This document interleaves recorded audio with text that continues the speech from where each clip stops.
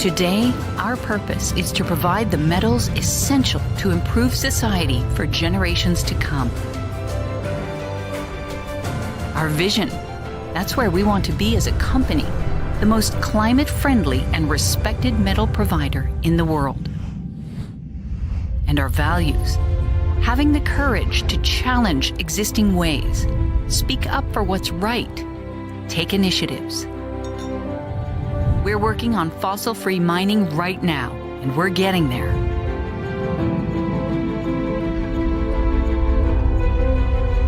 Care for each other, for the way we mine, the environment around us, for our carbon footprint. And responsibility, delivering on our promises, taking responsibility for our actions, for the planet, and for each other.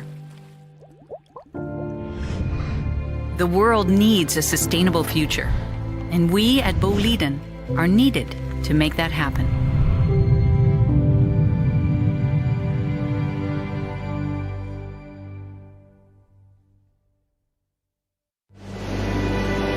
I can wait patiently for millions of years, deep underground, until one day a pickaxe will bring me to the light.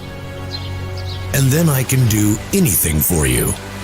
I carry your voice, your image, yourself on the ground and up in the sky. I support your constructions. I make your land fertile. I bring energy to your home. I am by your side, even beyond the limits of your world. I become your beauty and your cure. We didn't just meet. We've been evolving together for ages. Over time, you've learned to mold me. You discovered my deepest hiding places. You optimized my treatment. You found new ways to extract me and new uses for me.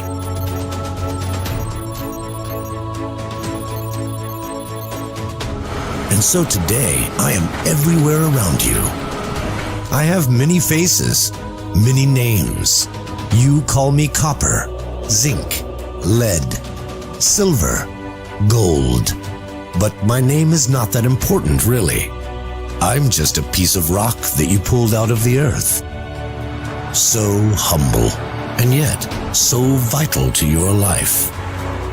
Minerals, the raw materials of our life.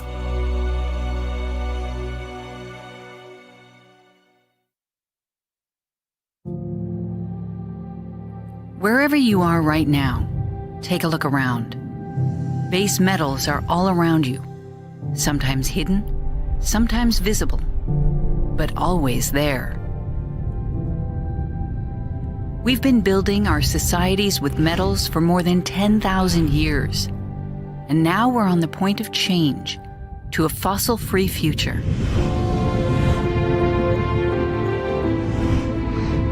We're relying on base metals to get us there, because the amount of metals needed for new, cleaner solutions is simply more than for traditional ones.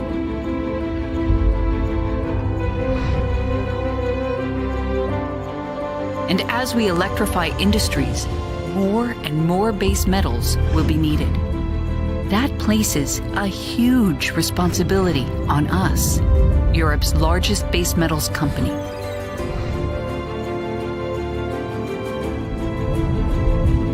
That's why we've reviewed our purpose, our vision, and our values, so that we all know why we're here, what we want to achieve, and the values we work by. Today, our purpose is to provide the metals essential to improve society for generations to come.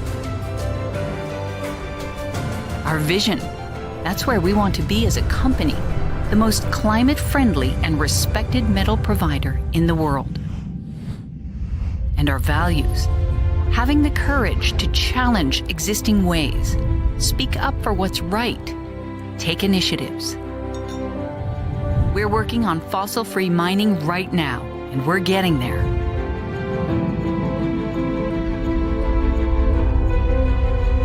Care for each other, for the way we mine, the environment around us, for our carbon footprint. And responsibility, delivering on our promises, taking responsibility for our actions, for the planet, and for each other. The world needs a sustainable future, and we at Boliden are needed to make that happen.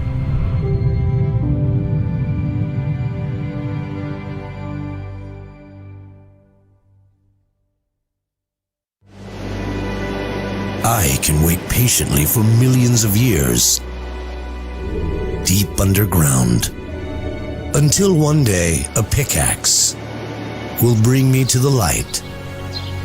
And then I can do anything for you.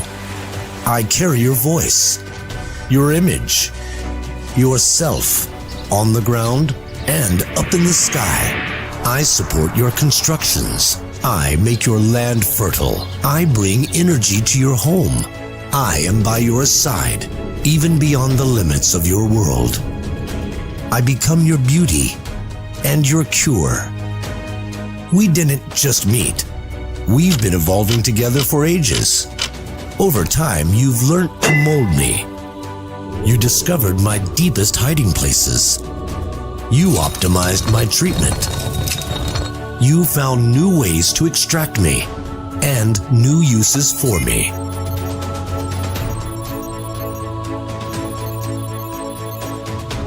And so today, I am everywhere around you. I have many faces, many names. You call me copper, zinc, lead, silver, gold. But my name is not that important, really. I'm just a piece of rock that you pulled out of the earth. So humble, and yet so vital to your life. Minerals, the raw materials of our life.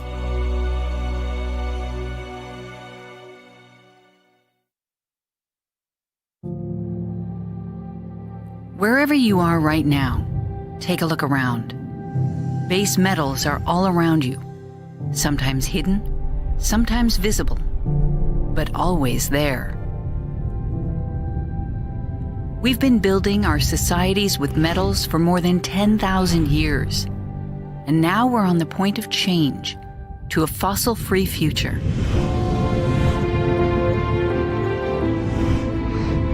We're relying on base metals to get us there, because the amount of metals needed for new, cleaner solutions is simply more than for traditional ones.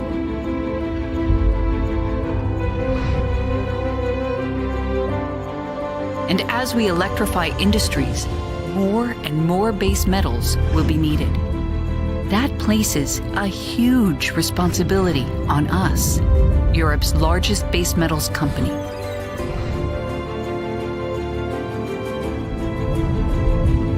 That's why we've reviewed our purpose, our vision, and our values, so that we all know why we're here, what we want to achieve, and the values we work by. Today, our purpose is to provide the metals essential to improve society for generations to come. Our vision, that's where we want to be as a company, the most climate-friendly and respected metal provider in the world. And our values, having the courage to challenge existing ways, speak up for what's right, take initiatives. We're working on fossil-free mining right now, and we're getting there.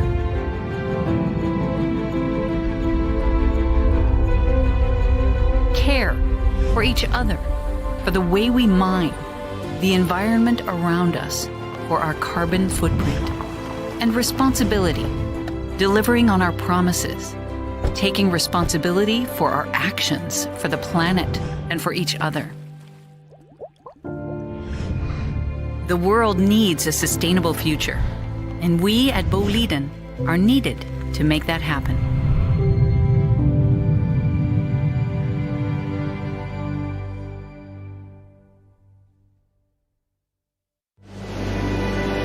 I can wait patiently for millions of years, deep underground, until one day a pickaxe will bring me to the light. and then I can do anything for you. I carry your voice, your image, yourself on the ground and up in the sky. I support your constructions. I make your land fertile. I bring energy to your home. I am by your side, even beyond the limits of your world. I become your beauty and your cure. We didn't just meet. We've been evolving together for ages. Over time, you've learned to mold me. You discovered my deepest hiding places. You optimized my treatment. You found new ways to extract me and new uses for me.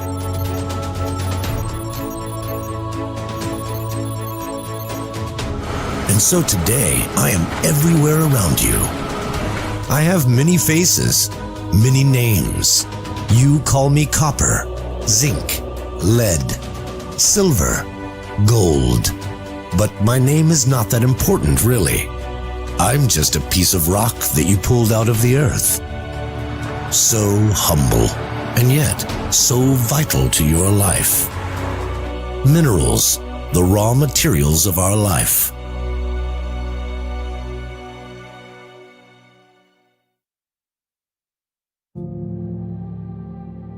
Wherever you are right now, take a look around. Base metals are all around you, sometimes hidden, sometimes visible, but always there. We've been building our societies with metals for more than 10,000 years, and now we're on the point of change to a fossil-free future.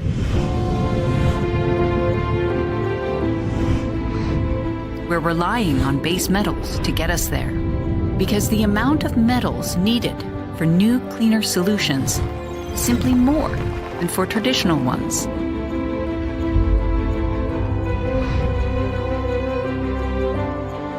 And as we electrify industries, more and more base metals will be needed. That places a huge responsibility on us, Europe's largest base metals company.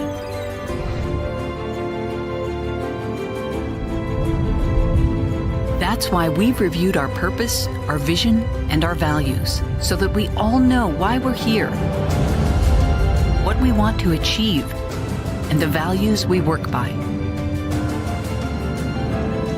Today, our purpose is to provide the metals essential to improve society for generations to come. Our vision, that's where we want to be as a company, the most climate-friendly and respected metal provider in the world. And our values, having the courage to challenge existing ways, speak up for what's right, take initiatives. We're working on fossil-free mining right now, and we're getting there.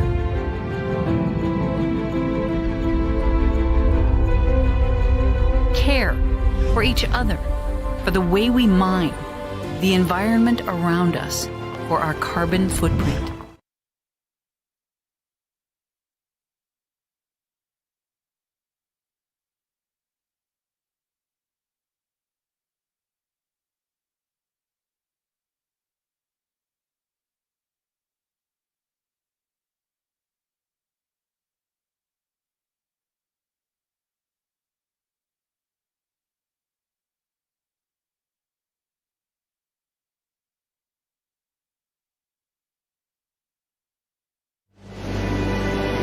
I can wait patiently. I can wait patiently for millions of years, deep underground, until one day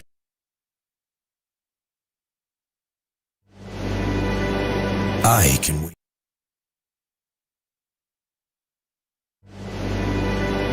I can wait patiently for millions of years. I can wait patiently for millions of years, deep underground, until one day a pickaxe will bring me to the light. And then I can do anything for you. I carry your voice, your image, yourself on the ground, and up in the sky. I support your constructions. I make your land fertile. I bring energy to your home.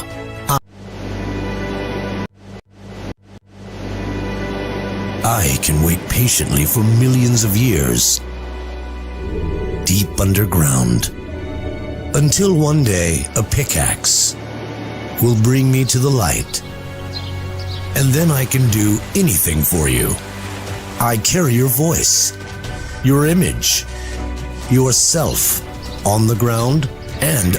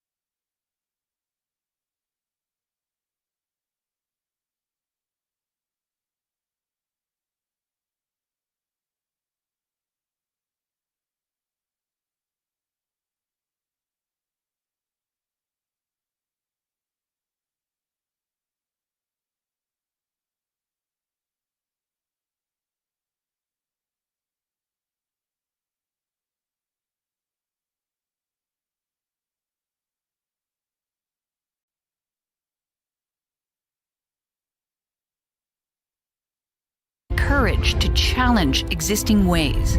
Speak up for what's right. Take initiatives. We're working on fossil-free mining right now, and we're getting there.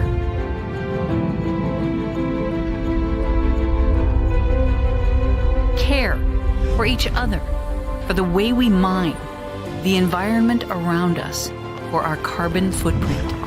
And responsibility, delivering on our promises, taking responsibility for our actions, for the planet, and for each other. The world needs a sustainable future, and we at Boliden are needed to make that happen.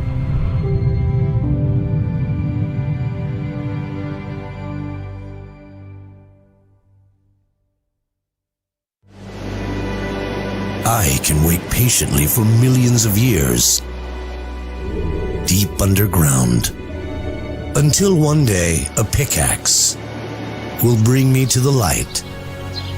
And then I can do anything for you.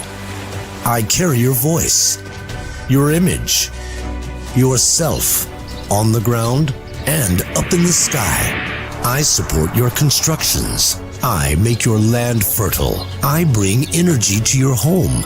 I am by your side, even beyond the limits of your world. I become your beauty and your cure. We didn't just meet. We've been evolving together for ages. Over time, you've learned to mold me. You discovered my deepest hiding places. You optimized my treatment. You found new ways to extract me and new uses for me.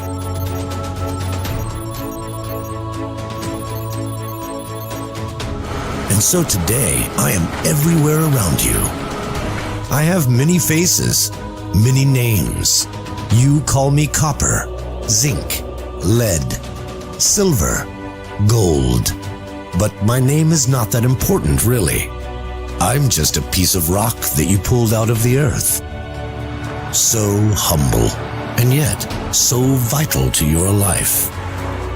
Minerals, the raw materials of our life.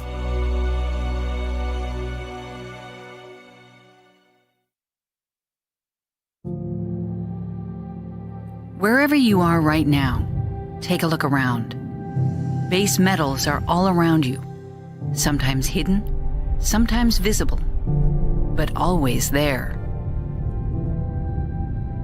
We've been building our societies with metals for more than 10,000 years. And now we're on the point of change to a fossil-free future.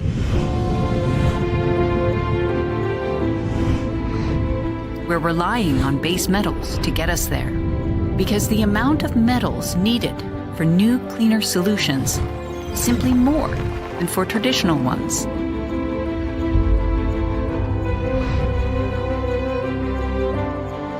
And as we electrify industries, more and more base metals will be needed. That places a huge responsibility on us, Europe's largest base metals company.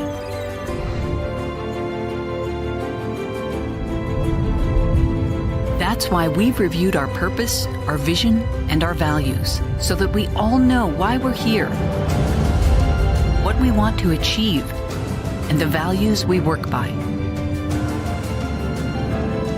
Today, our purpose is to provide the metals essential to improve society for generations to come. Our vision, that's where we want to be as a company, the most climate-friendly and respected metal provider in the world. And our values, having the courage to challenge existing ways, speak up for what's right, take initiatives. We're working on fossil-free mining right now, and we're getting there.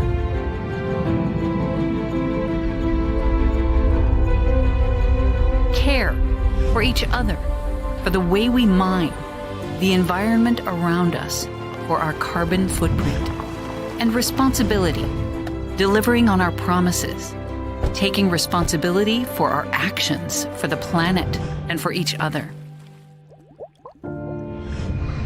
The world needs a sustainable future, and we at Boliden are needed to make that happen.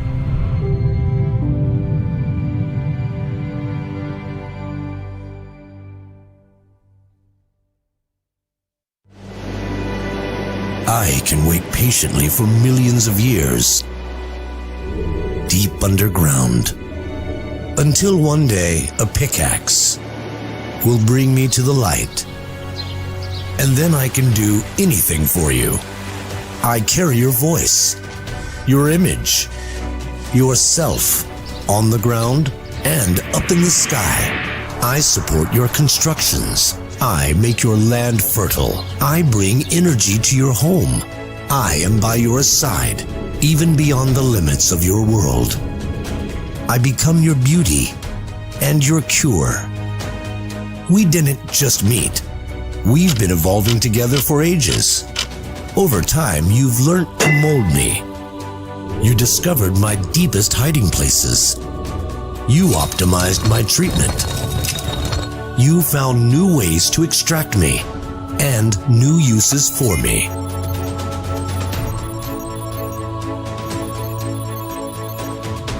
And so today, I am everywhere around you. I have many faces, many names. You call me copper, zinc, lead, silver, gold. But my name is not that important, really. I'm just a piece of rock that you pulled out of the earth. So humble, and yet so vital to your life. Minerals, the raw materials of our life.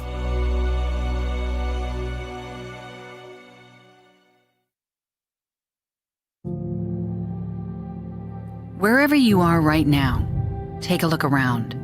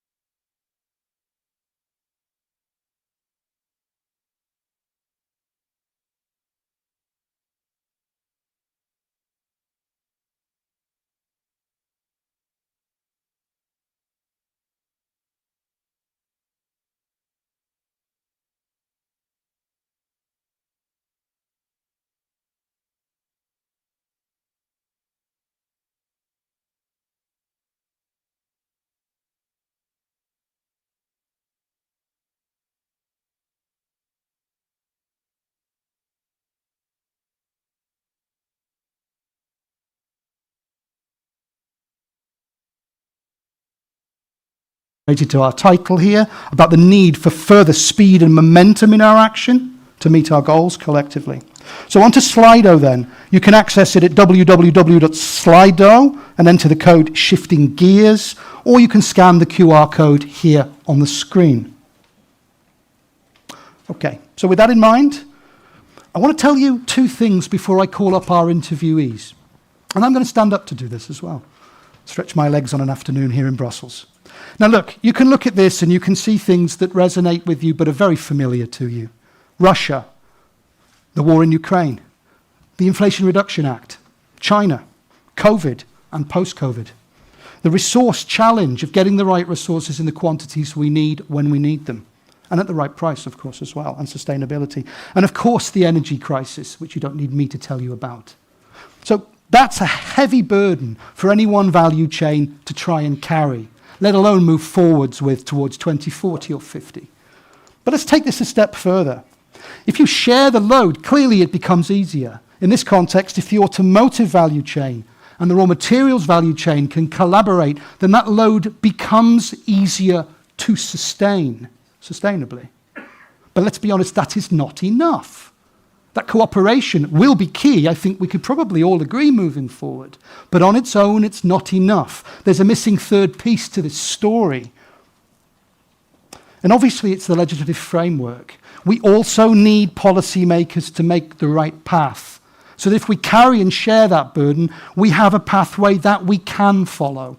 Which leads me immediately now into the policymaker perspective. So in a moment, I'll cue a round of applause, and please make it a warm one, to bring up our two interviewees to kick things off. Here, Nicola Beer and Dimitri Lorenzani. Can we give them a round of applause, please?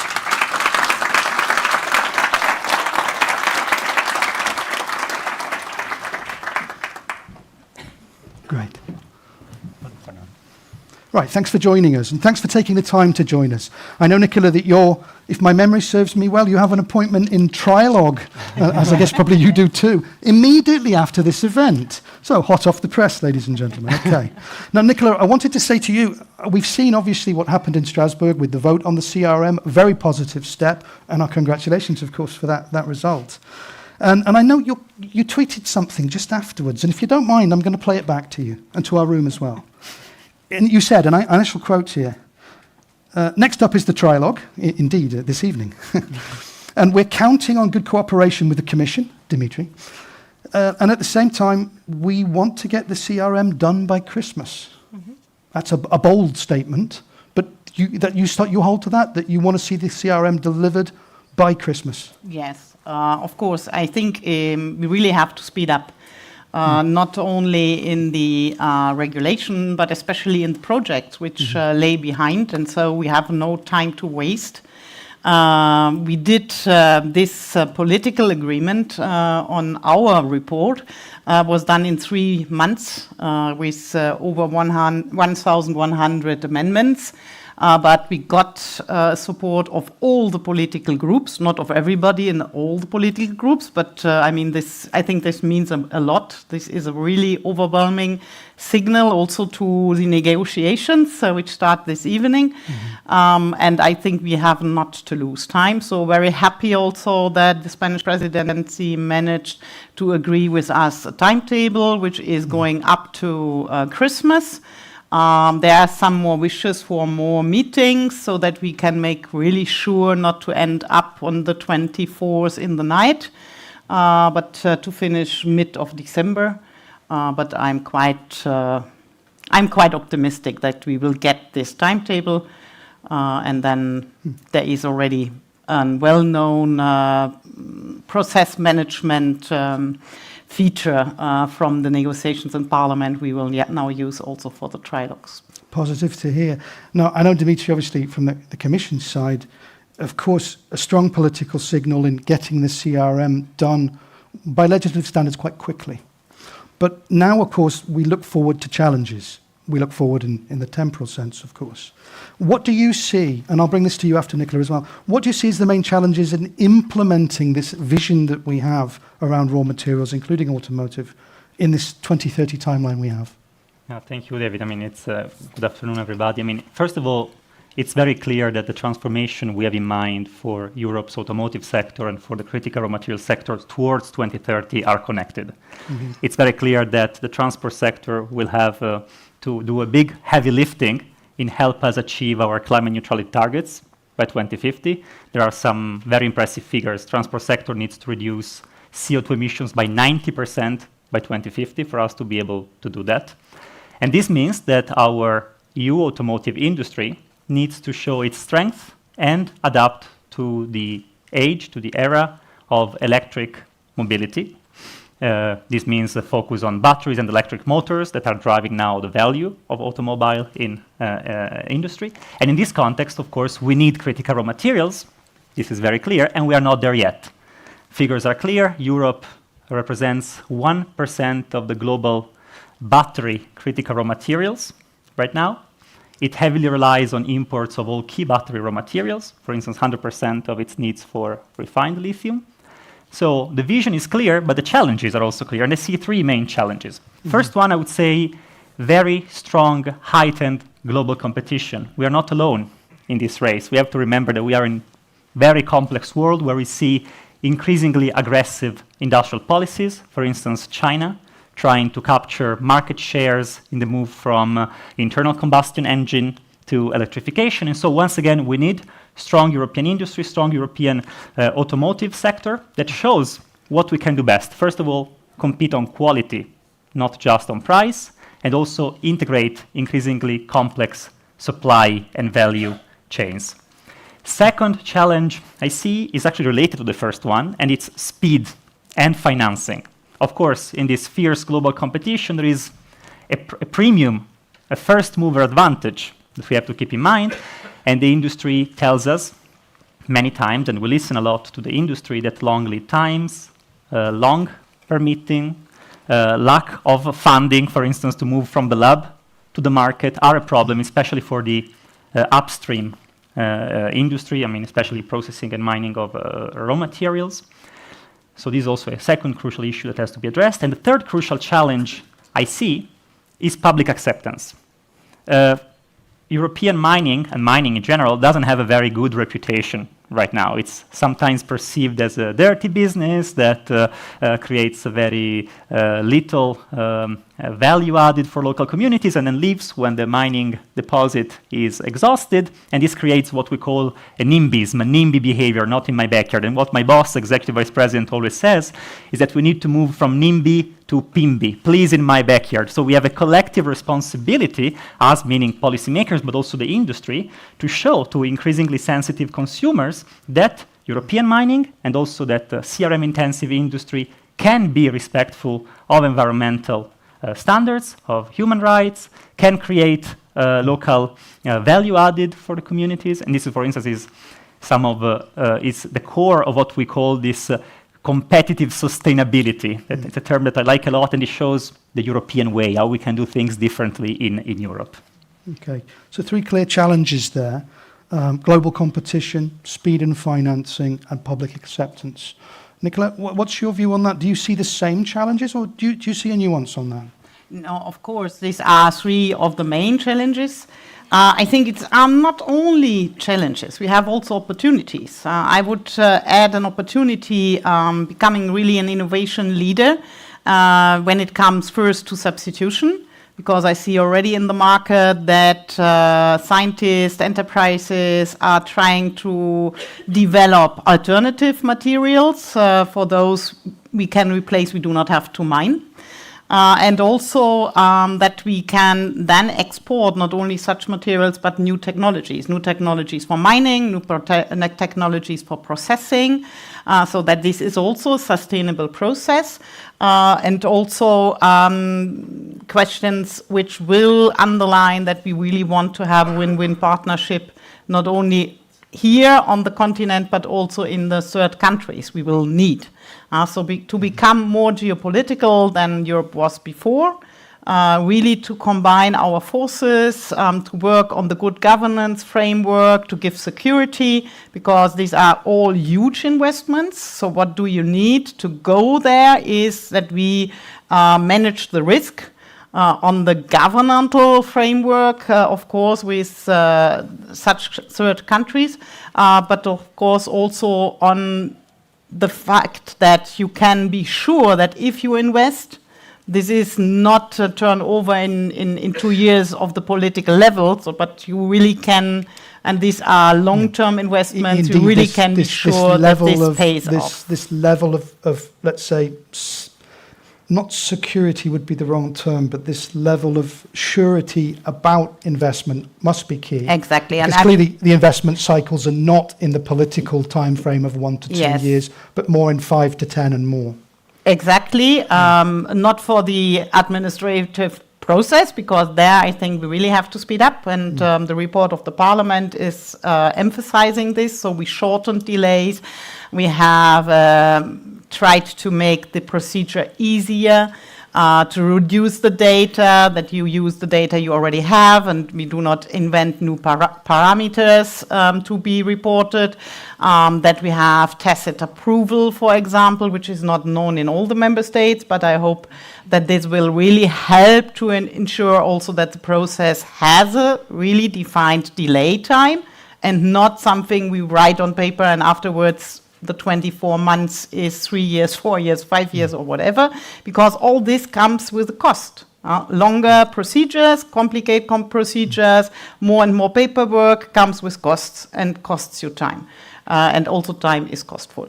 So I think this is really important point to see that we need also incentives, that we have really a stable framework, quick and easy procedures for crowding in of private investment, because one thing is clear, you will never do that with public money. You really need the private investors, and for the private investors, it has to be sure how it goes forward, that it comes up also with the chance of having afterwards being paid off for that, and at the end, of course, also that the political wind will not change every 4 or 5 years, so that there is an acceptance in politics, but also on the ground with the societies. So you've highlighted there, obviously, in terms of opportunity, and I like to hear that word, about elements in the Critical Raw Materials Act, but not only, going beyond that, that will allow us to move forward. You've mentioned, obviously, shorter procedures as the 2-year for permitting, etc. You've mentioned also acting in an innovative manner with a stable framework. Dimitri, is anything you'd add to that you see as what are going to be key drivers of the Critical Raw Materials Act that will really help us deliver? Yes, I mean, first of all, I would like to make a general statement. I think the Critical Raw Materials Act is the sign of a general turn and change in new policies. Some experts now speak about the new EU industrial policy focused on open strategic autonomy. I like to mention it because this term actually was coined under the strategic foresight portfolio that Executive Vice President Šefčovič leads. So we need to indeed look forward, be more geopolitical. This geopolitical commission that President von der Leyen mentioned in 2019 is actually delivering also through this new industrial policy. And it's important because I think it helps address the 3 challenges I mentioned. So, for instance, as regards the heightened global competition, it incentivizes downstream sector, for instance, the automobile as a big consumer of critical raw materials, to take more responsibility for their supply chains. This means, for instance, that at least in the Commission proposal, there is this requirement that they check every 2 years, do a little bit of a stress test and an audit of their supply chain all the way up.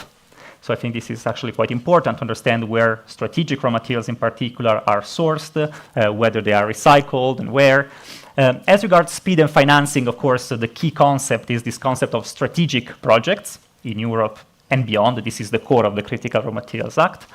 This label, this definition is not just a label because it comes with advantages, indeed faster permitting, but also some help for access to finance. I mean, financing is not the core of the Critical Raw Materials Act, of course, but there are also some enabling measures in addition to the very important measures on permitting, so the 2 years that you all know, the one-stop shop, I think very important, but also this administrative support, for instance, for access to finance, because sometimes what we see is that the processes for access to finance are actually slowed down because there are no skills, no competencies, you don't know whom to refer to, so we need also to help and support this access to finance. And as regards public acceptance, the key word is not mining, but is sustainable mining. And here there is an important provision, Vice President knows it very well, the environmental footprint provision. Here the Commission is empowered in its proposal to adopt delegated acts in order to define criteria to assess the environmental footprints of critical raw materials, and gradually, with an impact assessment, to possibly introduce a requirement to declare this environmental footprint if it thinks that this will lead to supply of critical raw materials that have better environmental standards. So this responds to this need of somehow making public acceptance more justified and stronger. So, of course, certainly a very important piece of legislation, and I think a very concrete sign of this new EU industrial policy. So some clear points from both of you there about what you see as key parts maybe of the CRM Act and making it deliver. I want to move on now to think about collaboration. I mentioned at the start this idea of sharing burden. You mentioned yourself, Dimitri, I think we all know quite clearly, we don't operate in a vacuum in Europe. We operate in a very highly competitive global environment. So obviously, we've mentioned that collaboration between, for example, European automotive manufacturers and raw materials suppliers is, of course, key. But where do you see, or where do you expect to see more collaboration between those two value chains? I would say there are two main aspects. I mean, collaboration within industry is always very important, but two main sectors. First one is the resilience of the supply chains. I mean, this we have discussed already. There is, of course, an open dialogue on this aspect, but of course, it's clear that large suppliers of critical raw materials will have to check where they source their raw materials, and I'm not talking just about their direct suppliers of components, but all the way up the value chain, simply because we know that, for instance, European automotive OEMs have very diversified component suppliers, but if you look all the way up at raw materials, sometimes there is big concentration. And this is a problem for the resilience of supply chains because it exposes, well, us all, I would say, to potential disruptions in case of intentional or unintentional trade restrictions. But of course, we need to be smart, as Vice President was mentioning, and strike the right balance between the administrative burden that we put on the companies and the enforceability of these provisions. But certainly, this is a very clear case of cooperating together for this resilience of supply chains, which I think is at the core of open strategic autonomy. And second aspect was also mentioned by Vice President, and I'd like to echo it, it's innovation. When we talk about competitive sustainability, we need innovation. We need innovation to be at the bleeding edge of this global, fierce competition. We also need innovation because in the future, in order to be sustainably competitive, we will need also more and more cooperation, probably with the digital tech sector. And this means that we will have our industry will have to adapt to ever faster innovation cycles. Innovation is getting faster. The future has become actually much quicker. So this is certainly an important point where cooperation between car manufacturers, battery producers, raw materials producers and recyclers will be extremely important. And of course, there is a big call that also to the public sector. We cannot pretend that we don't exist. Of course, the EU and member states will have an important role to facilitate innovation.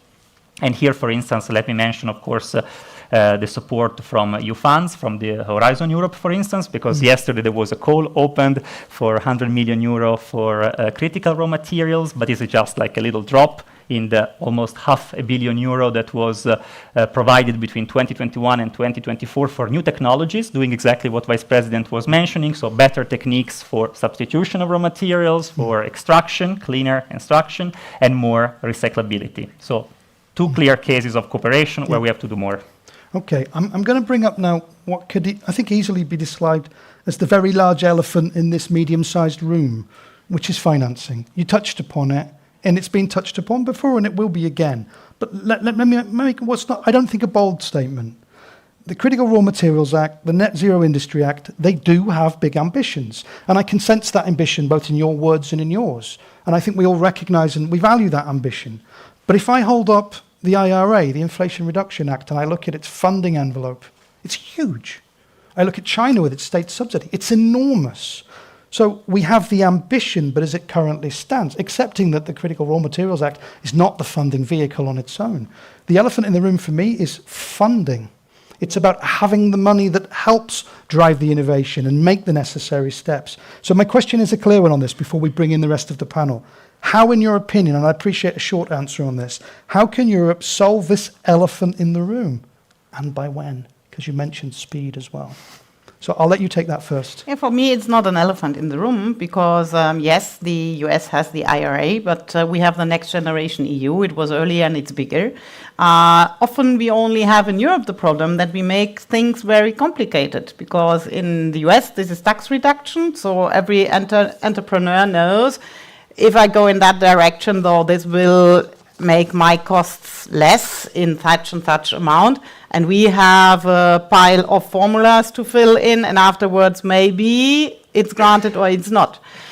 So I think we should also clear up such processes and go more for such incentives. But I emphasize it can only be incentives. And for that reason, for me, incentives also in less burden, in less red tape are a big part in that and not raise of subsidies. Because at the end, this will not give a business case. And at the end, the proof, if we have the right framework, is when there comes private investments in.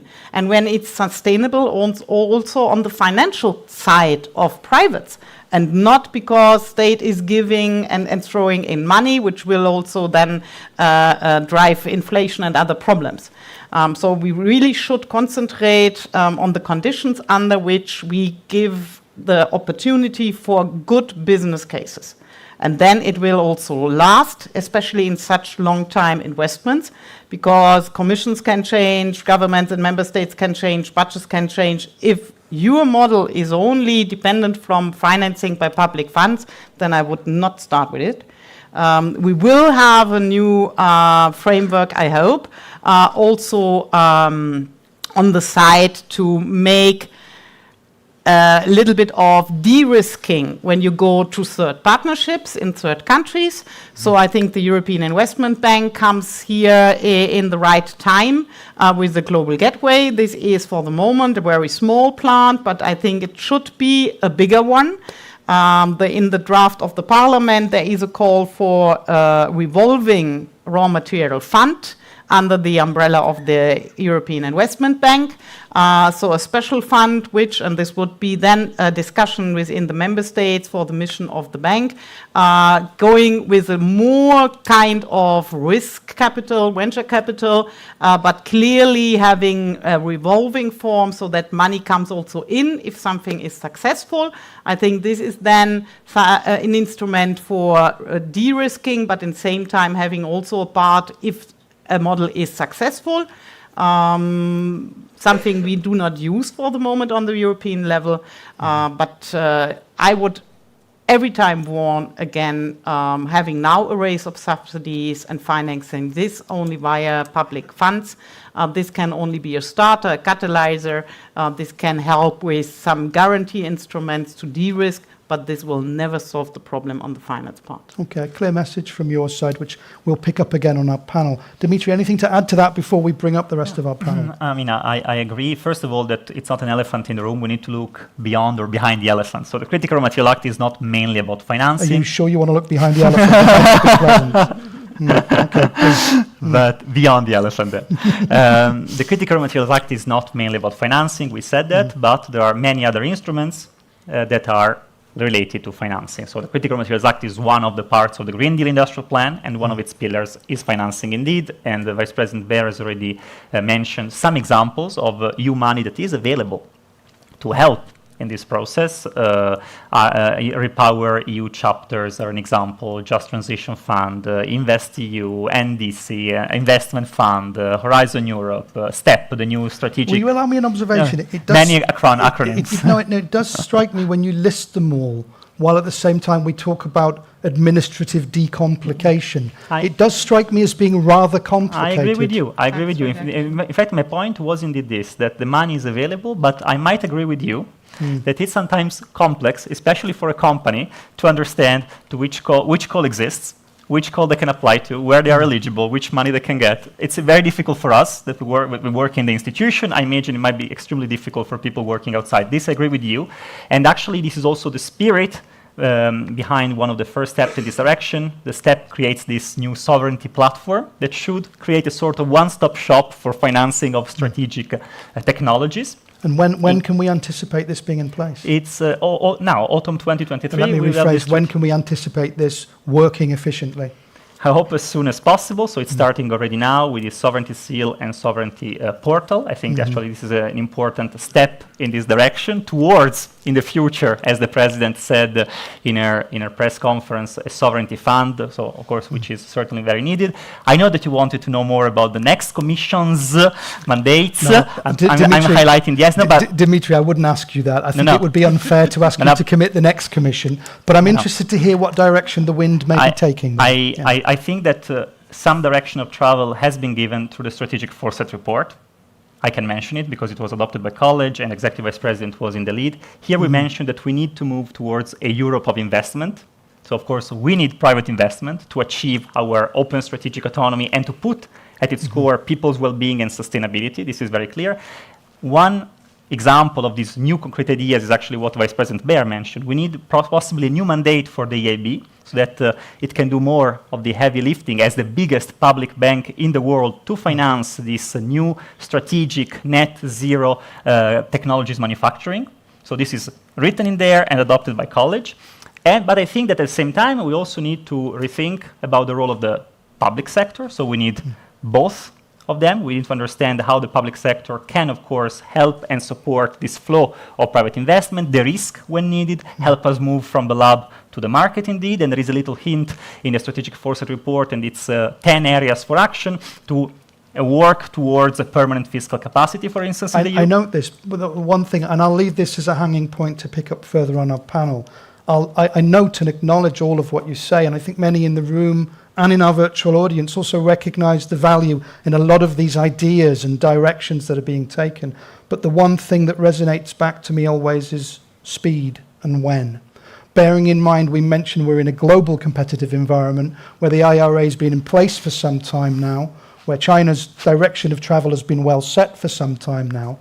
So I'll leave that as an element, perhaps a little hook for our panel as well. So could we give a round of applause to our two interviewees, ladies and gentlemen, as a starting point? And then I'm going to make my transformation as I do. I'm going to move to my second chair, ladies and gentlemen. And I'm going to call up our panel now, if I may. So could we give a welcoming round of applause to the walk up to stage for our panelists, please, ladies and gentlemen.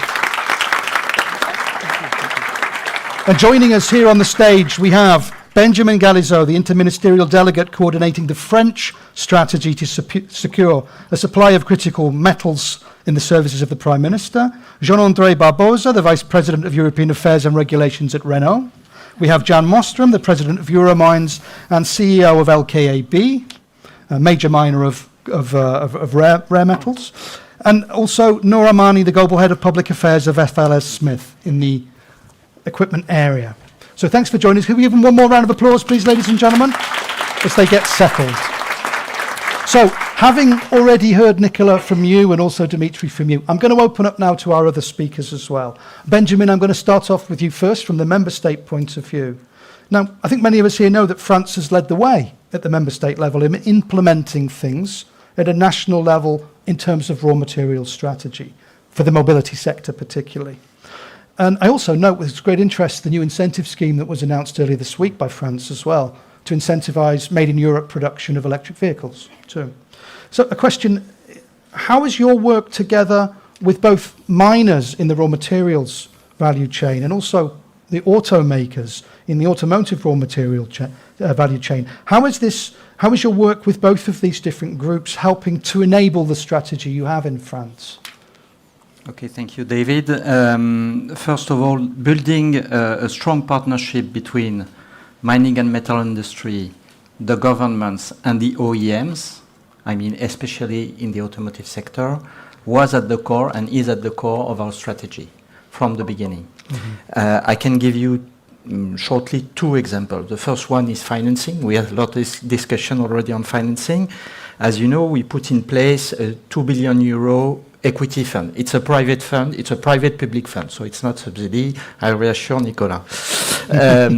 This fund was by design conceived to catalyze the relation between mining and metal industry and OEMs. It's not just funding projects for extraction, transformation and recycling. It's building this project with the OEM and especially with the automotive industry. It means that at the beginning, when the fund will look at project, at the beginning, it will join all these industry together, and there will be an investment of course, by the metal industry or the extractive industry, and together an offtake agreement or an investment by the OEMs. So by design, this fund was created to catalyze this partnership. Second kind of instrument we have, it's a public guarantee for loans, and it's exactly the same. So you have to construct a project, so you have the equity financing, you have the loan financing, and on the loan financing part, we provide public guarantee if there is an offtake agreement by someone in the European or in the French industry. Mm-hmm. So, we really designed that so that all these actors could play together, because we really think it's key for what we have to do.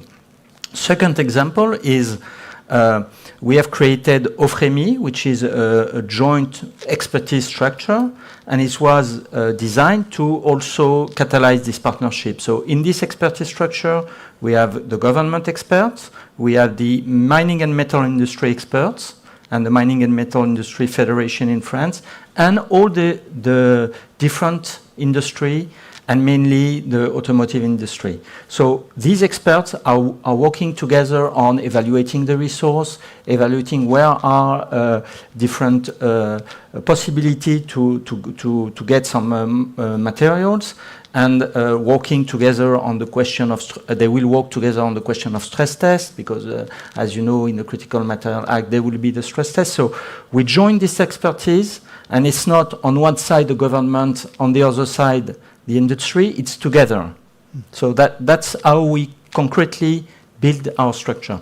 And very clear from your side, not just together, but together from the very start at the core of the strategy itself. Because when you start a project, when there is a mining project or a transformation project, everybody is looking for financing. And getting together these new players to finance all these activities, it's key. It's at the beginning of the project where you can do important things. Duly noted and very clear from your side.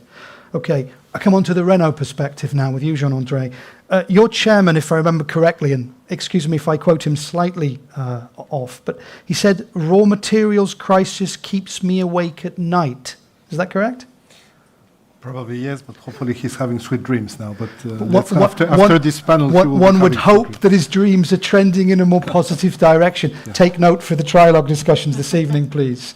Okay, we all want to sleep well, or at least hope we can. So question then for you. How are you? We've heard obviously from Benjamin already about this core need for the strategic way of doing things. But from your side, how are you working as a company with your supply chains to try and address both the security and the sustainability challenge? Well, good afternoon, everybody. Thank you for the invitation to this panel, which is actually very timely. And you are right, actually. This is a very complex topic, especially on the automotive sector. When you're talking to the OEMs, I would just like us to understand that raw materials from an OEM, if we're talking about battery, we're talking about rank 7, 8 in the supply chain. We're not talking about tier 1, tier 2, tier 3. We're talking about long. But at the same time, we have to secure the raw materials. Mm-hmm. We have to secure the raw materials, but we don't know which will be the chemistries of the batteries in 3 years. So we have to sign long-term agreements with suppliers which are in a supply chain quite far away and for which we do not have really a direct relationship on the producing. For chemistries, we maybe would be changing in 2-3 years, or that volumes would not be materializing. So I would like us to understand that the automotive sector and the OEMs have to find their place in a triangle, which is a trilemma between security of supply, so securing the raw materials, the affordability, because we have seen actually the prices of the raw materials, how they can be volatile, so you have to secure over long-term periods, but also on the ESG. And I would like us really to focus also on the ESG part of this trilemma, which is becoming more and more important. We call for it because we think it's very important that the ESG criteria are really implemented in a coordinated, harmonized, standardized way, also because it's it's also better for us to be able to really understand what is happening on our supply chain. So really, it is a trilemma which is extremely difficult now to really calibrate properly. The long-term, mid-term, compared to the short-term operational targets, calendars, financial obligations, reporting results that an OEM publicly listed as we has to respect. So it's really an issue which should not be underestimated. It's critical, as the name says, for our product, but at the same time, it's very far away from us. So it's very important that we can build over the supply chain an ecosystem, and an ecosystem which allows this integration, not only of the ESG criteria, but also of securing the supply, and that is really responsible in this regard. Noted. And a clear definition from your side, from the automotive side, about that trilemma or the challenge. But I will come back again to a little part of the original question, just to add to that as well, about how are you currently addressing that challenge? Well, let's take one by one. You know, for instance, on the security of supply, that you will have shortages probably of copper already in the second half of this decade. For nickel grade 1 of batteries, we probably have 25, 30 years of reserves. So you have some critical materials for which you have issues. So you need to find ways to secure them. So it means all our purchasing people are going around and trying to find how to sustainably, respecting ESG criteria, sourcing this. Now, the ESG criteria, as mentioned, which we really call for it, is adding an additional layer of complexity, because it's not that you can find these products everywhere, but once you have found, you need really to make sure that the ecosystem there, and we have one of the pillars of our ESG strategy is really societal risk. So are we really contributing to the development of the place where we are? Now, the ecosystem approach also means that if a country is mining the raw materials, they don't want just to give the raw materials, because the value comes afterwards. And therefore, that this place would also probably want to do the refining or to do other things. So it's also a matter of how you develop this ecosystem. So that's for one. That's for the ESG. I mentioned it very briefly. But the affordability, and this is something that should be actually looked probably in the framework of the CRMA, is let's take into account all these off-balance commitments that have to be taken by industry today to secure raw materials on the long term for volumes and prices that might not materialize. And let's try to see if this is not something that we could do something. And just a small example, we say today in the debate, and I think in the CRMA about the stocks, right? That we would like to mutualize stocks. But it's not easy to stock lithium, for instance. There are oxides after some time, and it's not easy to stock. Maybe we should start concentrating on how to mutualize the obligations or commitments on volumes in the future. This is kind of a hint for this discussion. That's something... Just to make it clear, in the report of the Parliament, the stockpiling is deleted. Because I think it's your responsibility. If you need stocks, you stock it, please, but it's you buy it. It's not the state who will make you an obligation to stockpile, and afterwards you come and say, okay, but then you please pay it, because then the prices are going up because of the demand we had because of the stockpiling. Just this will be a point we will have with the Council or the Commission. I do not know if you really put weight in that. But, well, let's dig there a little bit. Dimitri, would you pick up on that as well, on that stockpiling question that was raised? No, I mean, I think it will be actually an interesting point of discussion for later. I mean, I can refer, of course, to the Commission's proposal, and then let's leave the trilogues to the trilogues. The idea, of course, is this stronger monitoring approach, I would say, that is both top-down and bottom-up, so we need both somehow. And the monitoring, the top-down monitoring means pulling together all the information we have from public and private sources. So I think this is the idea and the spirit behind the idea of the Commission, and also the idea that there is a certain control of stockpiling, so that somehow we intervene where there is an identified problem with the resilience of the supply chain. And then, of course, this goes together with the downstream approach, which means that, of course, the private operators have to do more of the heavy lifting in terms of securing this resilience. In the idea of the Commission, these two things go hand in hand, and let's see what the final text will look like. I see Benjamin wants to come in. You might want to have a quick response on this, and then Jan, I'll bring you in as well with a question I have for you. So please, Benjamin, is something you want to add? No, yes, just on stockpiling, first of all, it depends on which sector you're talking about. For example, for defense industry, I totally disagree with what you said. We cannot let... We are speaking about automotive. Yes, but it depends. The CRM Act is not the only it's not the only sector which is. But so we have to find a way. It's everything is like that. It's a kind of also of public-private partnership. You cannot say just okay. The public sector will manage and they have to organize also. They have to it's not so easy to build stock on the private sector. So in our view, it's not a question of what exactly the CRM Act would say, but in a practical term, we'll have to work public and private sector together to find a good solution, because today there is a huge problem. The European industry has not sufficient stock. It's clear. Okay, so a clear point, Benjamin, from your side, that you see the solution to that as one of co-responsibility. Anything you'd quickly and briefly add to that? I just wanted to say that I was exactly saying that probably it's not stockpiling what we need, but that we would need to mutualize the likely commitments that we will have in the future, which actually is maybe a hint on what could be developed as a kind of solution that avoids stockpiling. So I'm sorry if I did not express myself very clear properly. and very clear point you've made. Jan, I'll come to you now. I'm looking from the LKAB perspective in your role as CEO, but also as Euromines president as well. Clearly Europe's mining industry is proud of what it does at the moment in terms of setting not just good European level, but world-leading sustainability standards. So in terms of a question for you, what do you need? We've talked about what we need from the regulatory side, and we've talked about what we need from customers. What do you need from those two areas to be able to create both a viable market and a competitive advantage for these responsibly produced products that you have? I would say it's perhaps a question about the chicken and the egg. There are a market today, as we hear. We start to realize that the green transition starts in the mine. We start to understand the proportions. It's enormous volumes of oil, coal and gas that has been replaced with electricity. And it's enormous volumes of electricity we need.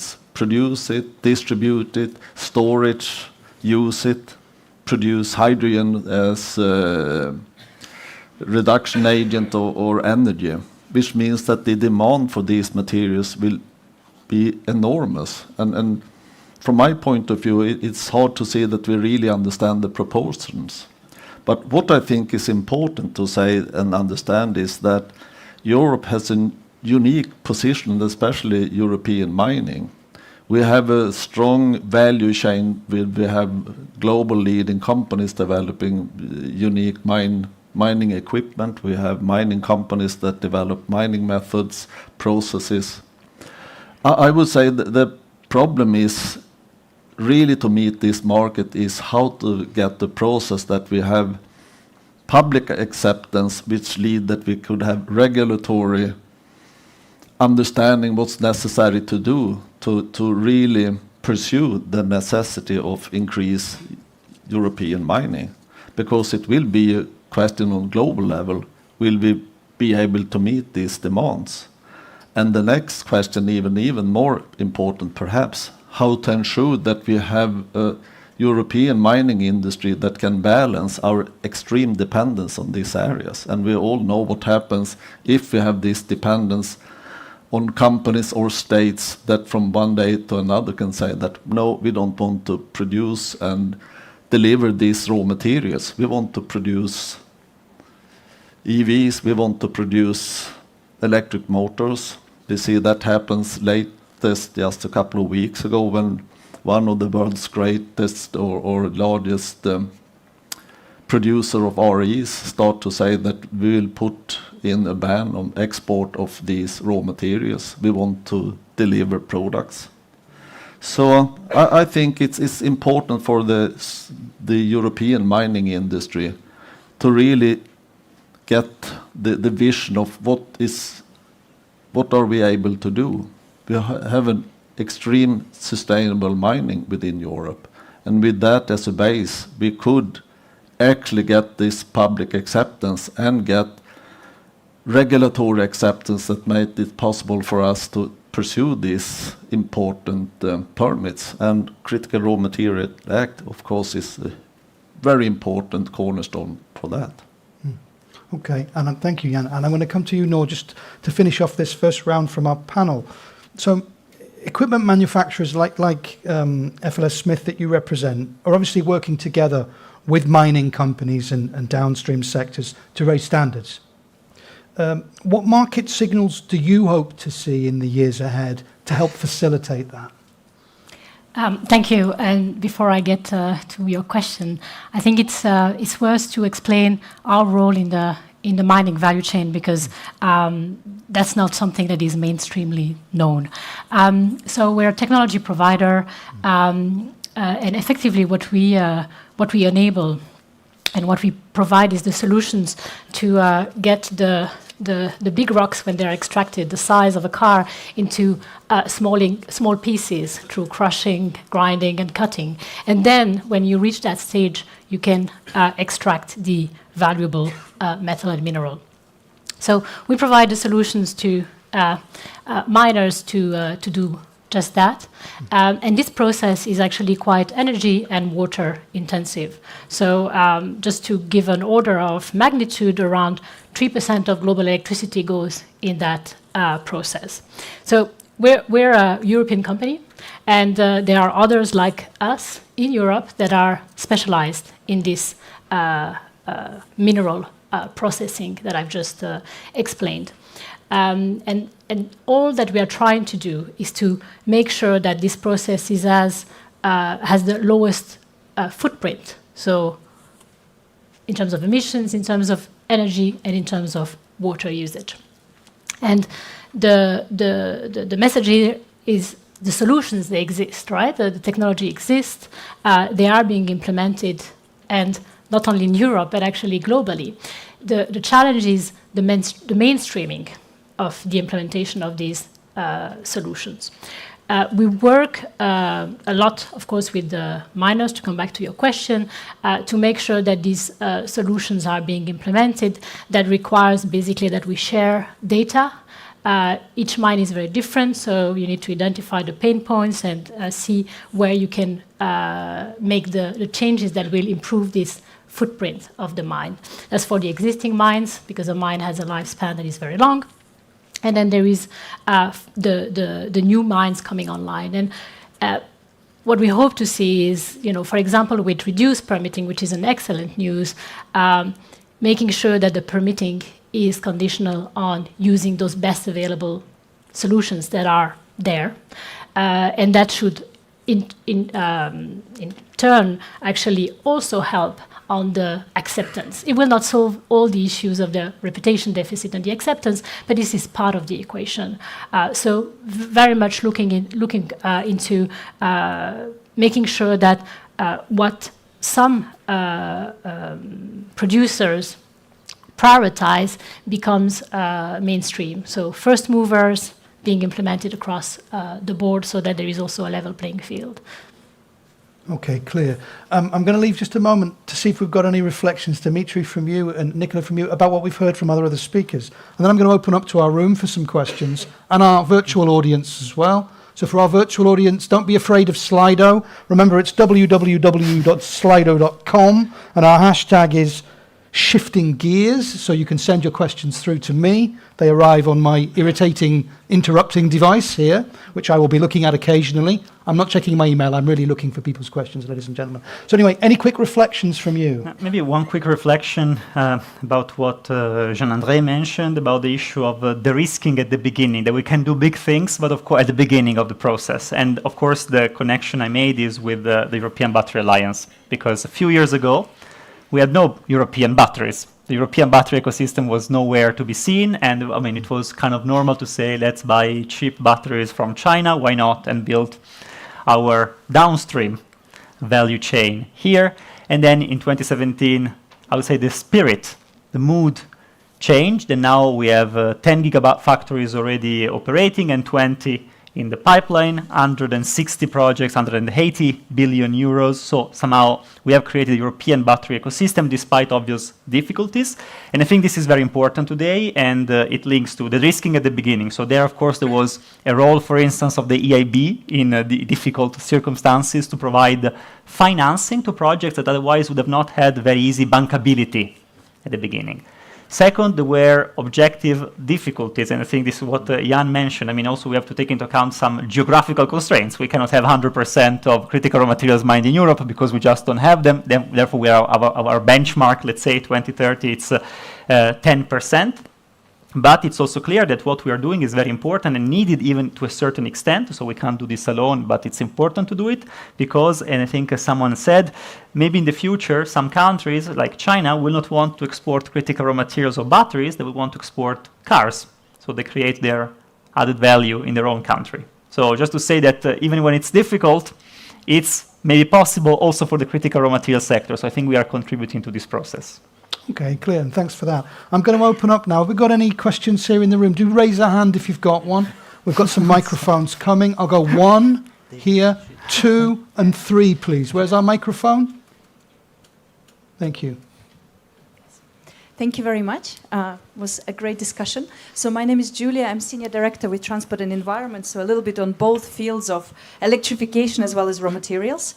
So maybe I wanted to make a brief comment and a question to all of you. The way we see it within critical raw materials, the challenges are massive for Europe, at least threefold. The first one is to onshore some of the supply. Second one, diversified global markets, which is already very difficult. And the third one, to do this all sustainably. I don't have time to speak about all of them. Maybe I'll focus on onshoring. So the Critical Raw Materials Act is, of course, a very good, but only part of the answer.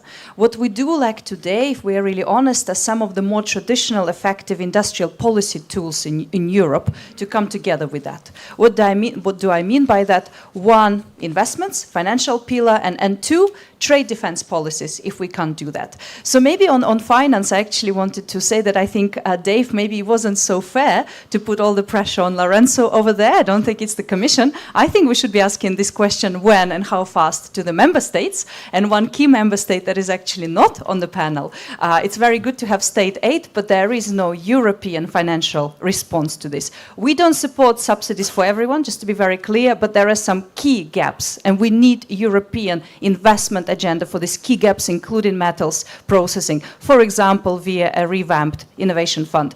In the absence of European investments, the other tool we have is trade defense mechanisms. So I want to ask a question to all of you. I think we finally woke up in Europe that this is something we can do. It may be difficult to some of us. We might have business in China, but I do believe open strategic autonomy in Europe long term is more important than that. So what do you think about those potential to actually increase tariffs, not just on EVs, but especially on battery cells and the value chain? Thank you. Okay, I'll take that question. I'll pick it up. Tariffs is in there, and I'll widen a little bit about creating a more level global playing field. And I'll give that to all of you. Who wants to pick that one up first? I heard a member state reference, so possibly Benjamin, maybe Nicola? Please. Okay. Okay, if I concentrate now on the question of if we need more trade or more trade protection, I think we need more trade. And what the word which was not as much used here in the discussion so far for me is diversification. And more trade relations with more reliable partners for me is one form of diversification. The next also for your transport business is that you're not only investing in one form of mobility. Yes, here we now are speaking about electromobility, but for me it's clear that diversification, especially for the automotive sector, is that you use every form which is sustainable. And when we discuss on the e-fuels with the combustion engine and others, so we can also de-risk the problem which we have on the batteries. And I let down my ideas on if the IPCIs is really something which incorporates a lot of SMEs or not, or if this is another form of very protective onshoring and subsidy rates. So for me, it's clear that I do not want to go the same pathway as the Chinese do and maybe others do, because this will at the end give us up to a battle in the WTO, and then processes vice versa. I think we should concentrate on an open sovereignty in Europe, and this means more trade instruments with more reliable partners, and this is also the reason why the draft of the Parliament was emphasizing on the strategic partnerships, so that we are even giving a benchmark which is possible not only for mining but also on the processing. That processing comes with the partnerships also in third countries, because of course, and this was already mentioned, it's important that on the ground there is also advantage on skilling people, on better standards for ecology, for social standards, but also, of course, for more growth, and this means more prosperity in such societies. This is something we have to create, and I think there we have an advantage, because we can offer another sort of partnership than, for example, the Chinese do, and this could be really a geopolitical advantage for the Europeans. So clear from your side then, Nicola, that we want diversification, and you are simply not in favour of tariffs of any kind. I'll open it up to the rest of you. Comments on that, Benjamin? Yes, maybe first, I will not comment on all aspects of trade. It's not my specific area of expertise and responsibility, but maybe, first of all, I agree that these international partnerships are key, because we'll do our best to do the maximum in Europe for extraction and also for transformation, but we'll clearly not be able to do everything, and we'll have to have this partnership, and there is a huge room for diversifying this partnership. There are a lot of countries. I travel a lot. I have a lot of meetings with representatives from the mining authorities in different countries, and there is a huge appetite for cooperation with European countries in general. So clearly, it's one important area, and the Critical Raw Material Act is strong on that. And on the trade subject, maybe one important thing is level playing field on environmental matters, because it's clear that we all agree that we have to promote sustainable mining, but it's a problem if we import materials and minerals that do not respect this sustainable mining. Indeed, I think you've identified a crux there, if I can, Benjamin. This idea that, and I've had two questions already coming in from our virtual audience around this, that ultimately, currently, to what degree are we actually factoring in these imported environmental costs from third country suppliers? And if we're not fully factoring them in, why not? And how can we expect European firms to actually compete with that? If the alternative is imported products, where there is no major consideration of the imported environmental or social footprint of those things. So no, but first of all, the battery regulation is already a good step on that. The European battery regulation with the passport for the batteries, and so first of all, information is key. Having the good information, and you have to know the supply chain. And there is so I think we can progress. We are progressing on this question of level playing field on environmental subject and social subject also. And I think it's really a strong point where we have to work on that, continue to work on that, because it's key. It's key for the competitiveness of European mining versus mining elsewhere in the world. It's key, and it's key for all the value chain producers in Europe. And we have to be coherent. We have to have a comprehensive vision on this subject. I know, Jan, you want to come in, and Noor, you want to come in as well, please. Yeah. Just a comment. What I think is really the challenge for mining in Europe is, for the past 40, 50 years, we have actually exported the environmental impact of mining. And we have imported raw materials, because we have had a huge development, especially South America, Africa, Australia, which means that we don't really understand the implications of what happened for the past 50 years in that impact.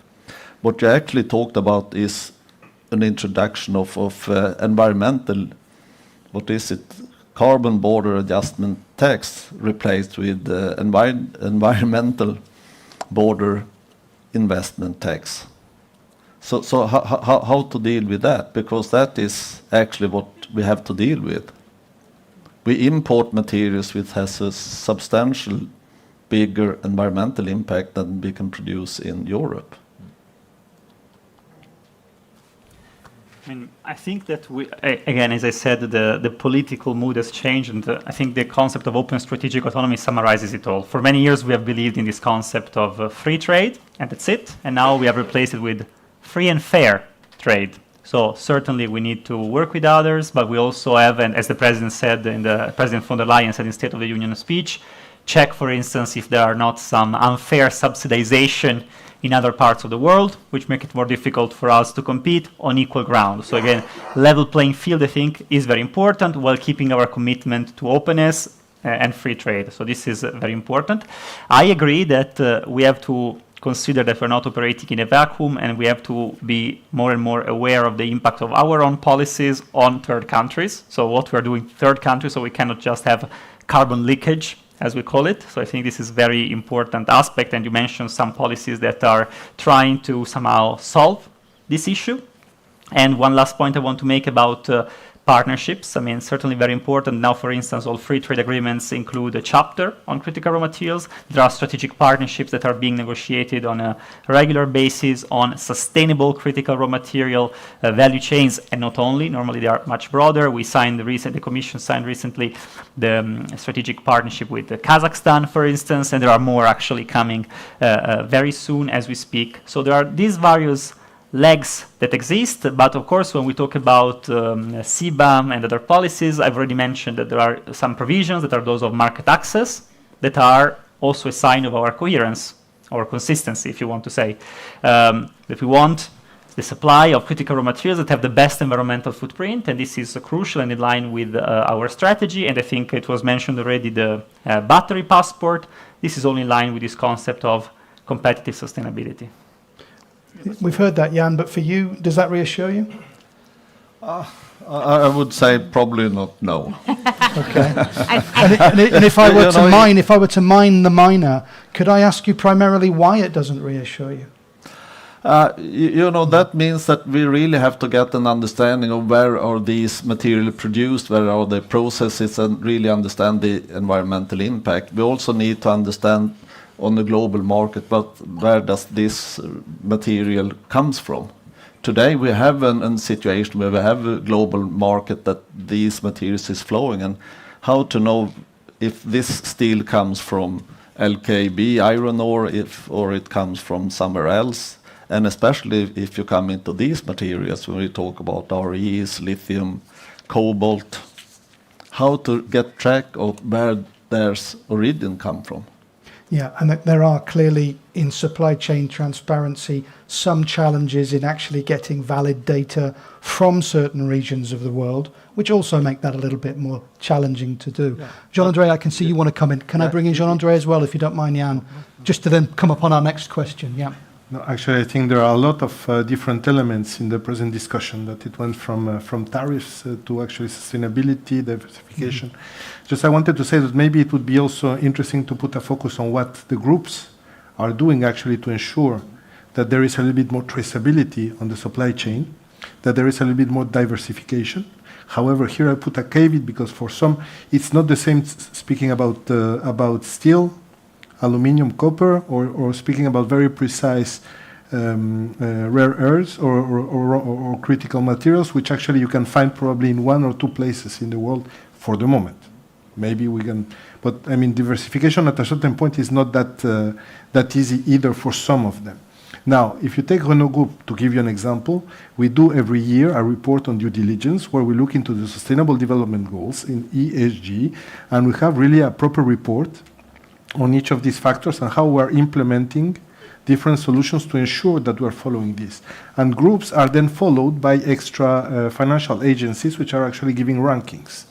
And so actually there is a pressure outside even the institutions and the regulatory, proper regulatory, let's say, framework, where actually it's already making this work, and the groups that are doing the work properly are being noted in this way. So I just wanted to tell you that the groups, private groups, are not waiting for this to come, but we're already trying to be as sustainable as possible under the constraint of security of supply and affordability. Duly noted. Noor, you wanted to come in, and I have a pending question here, one here, and one here as well, plus 4 from our virtual audience. So let me bring you in quickly. Yeah, I just wanted to react to the point on the political mood has changed.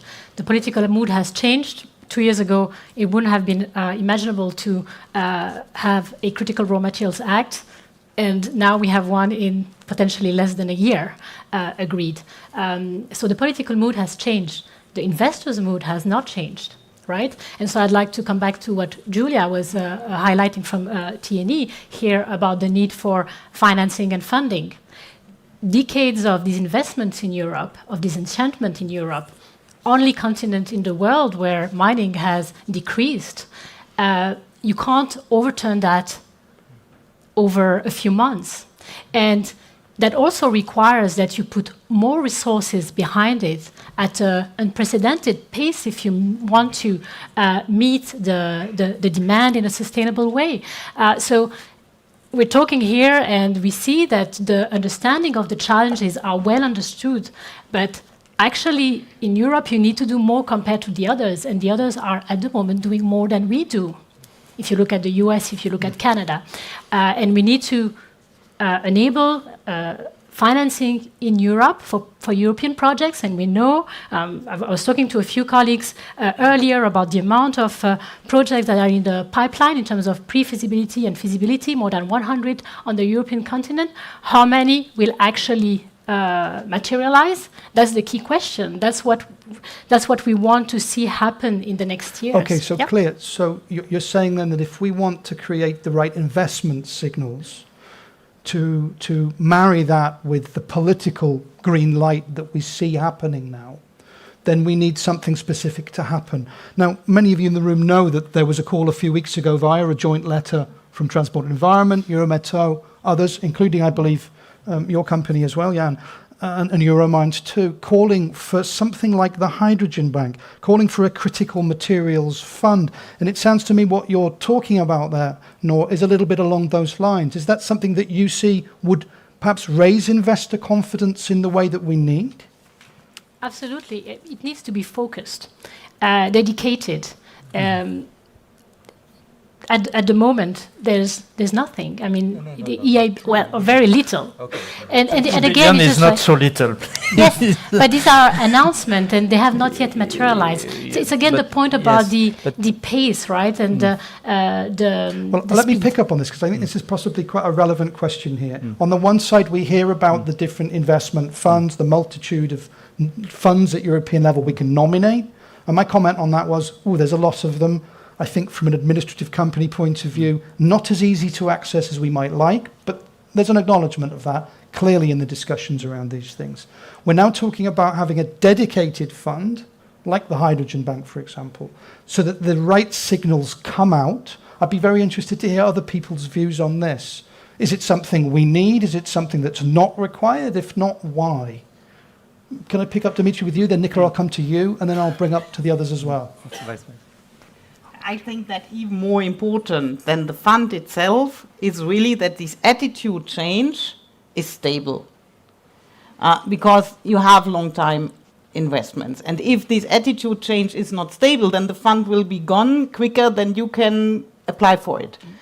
So this is really that the framework is stable and that the continent in its whole, so for society, economy, and politics, is accepting that we have to go down this pathway in common and that we have to create and to concentrate. So it was totally correctly described that mining in Europe was not more possible anyhow, because people said, okay, we can import this from China, we do not look how it is mined there, how it's processed there, and everybody is happy. So, and this is over. It's not only over because we do not want this kind of also social and environmental impact, it's also over because of the geopolitical situation.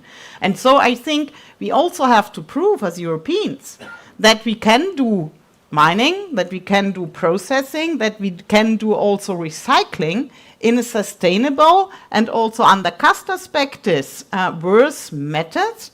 Because if not, we will never convince our partners in third countries that's a good idea to do it with us. And so it's important that we have the framework, for example, for trade. I do not know any free trade agreement which has not conditions for environmental, for working conditions Clear. and others. So this is already done. This is not the responsibility of the enterprises who want to be engaged under a free trade agreement. This is responsibility of the politics. But in this framework, then to prove that it's possible to mine in a responsible and sustainable way is that we can do it here in the same way as we can do it elsewhere, and that at the end everybody has its advantage. Okay, So- clear from your side that we need those framework conditions. But does a fund like we're talking about have to be mutually exclusive from that? Or can it be something that goes together with that?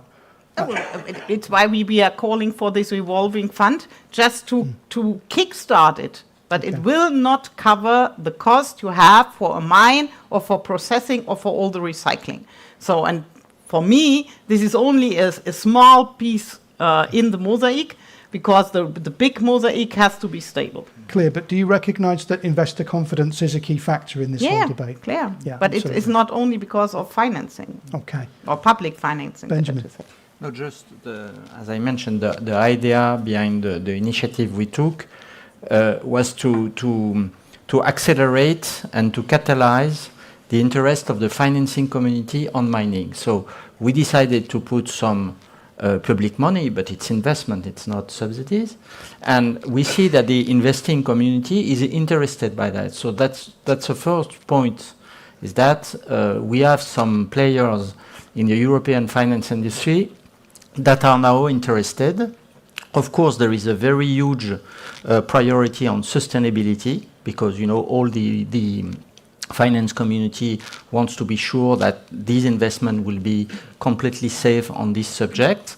But we see a huge interest, and I'm sure that if the EIB or other member states do the same thing as we are trying to do, there will be other initiatives to develop private financing in the mining and metal sector. So I'm quite optimistic on that side.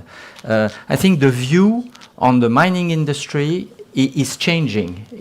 I agree that there is still a long way to go to completely change 20 or 30 years of maybe disinterest in this sector, but I see that it's changing. But I will be very happy to exchange with other partners on this view. But I'm optimistic on that side. Okay, I'm going to hold that one there. We could talk about that on its own for another hour. I've got a question on this side of the room. I've got another one here. I had one pending here, so I'll go 1, 2, 3, 4.